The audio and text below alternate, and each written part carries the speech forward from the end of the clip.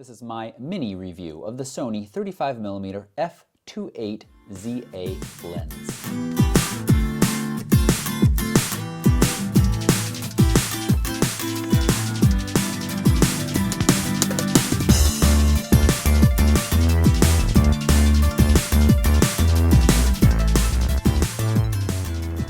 This is a Sony E-mount full-frame lens. That means it'll work on Sony's A7 series, A7S, A7R, A7 Mark II, etc.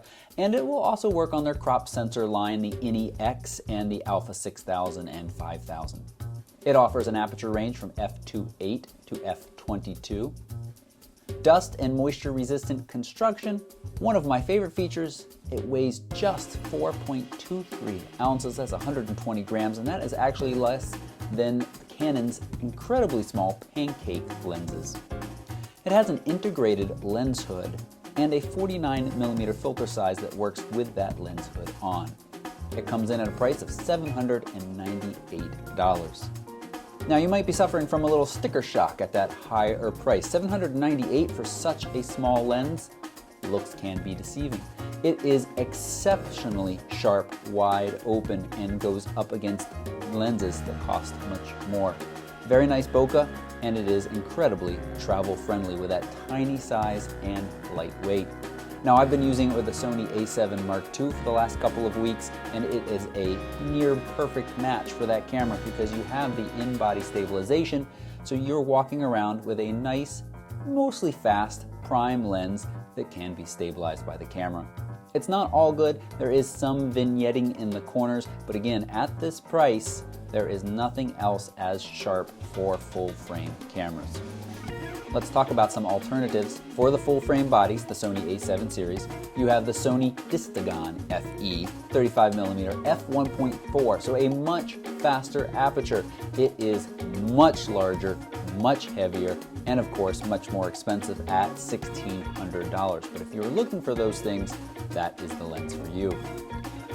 On the more affordable side, the Rokinon has started making, or Rokinon, Samyang, Bauer, they've all started making lenses for the Sony FE mounts. You have a 35mm f1.4, so very fast as well.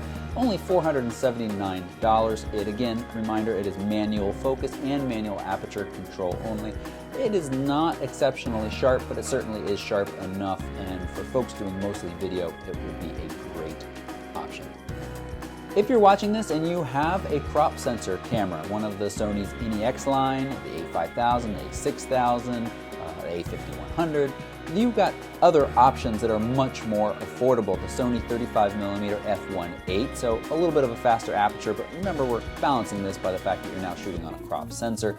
It does have optical image stabilization, comes in just under $400, and is a very good option. If you know you're going to stay with crop for a while, that's a great lens to pick up. If you're really budget-minded, you can drop that OSS, go up to f2.8, and pick up the Sigma 30, one of the first third-party lenses beyond the Rokinon series being made for the E-mount cameras. f2.8, just $200, a very good lens. All of these lenses are good. I think you really need to think about what feature set you need. For a walk-around, this 35mm f2.8 is just a fantastic lens. Yes, you're paying more for it than you may think you should, but really it is exceptionally sharp. So nice for travel, and throwing it on something like the Sony A7 Mark II, it's a match made in heaven.